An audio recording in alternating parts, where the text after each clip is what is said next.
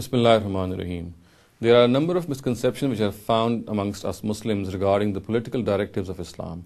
One of these misconceptions is that in case Muslims are directed, Muslims who are living in non-Muslim lands, they are directed by law to do something which is, according to their own beliefs, is against Islam, then they must violate these laws, they must break these laws, must breach these laws.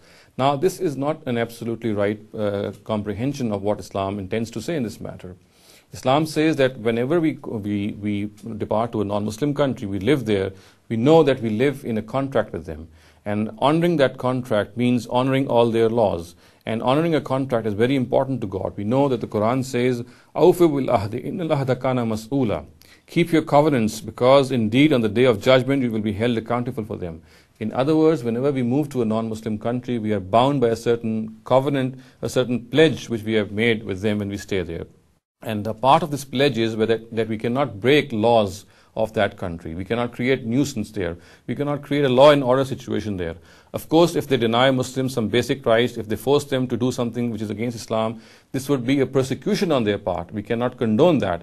But on the other hand, Muslims cannot be advised at all. They must be told on the head very clearly that they must not and they cannot violate the laws of that country. If they think that certain laws are making them breach their own religion, or they are making them inducing them to be disrespectful or to not follow their own religion, then of course they should peacefully protest and they should bring the whole issue before the authorities of that area.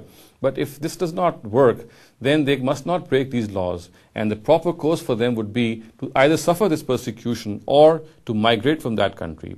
Breaking those laws, creating nuisance there at that place, or creating a law and order situation at that place is absolutely an uncalled for behavior, and Muslims must realize this.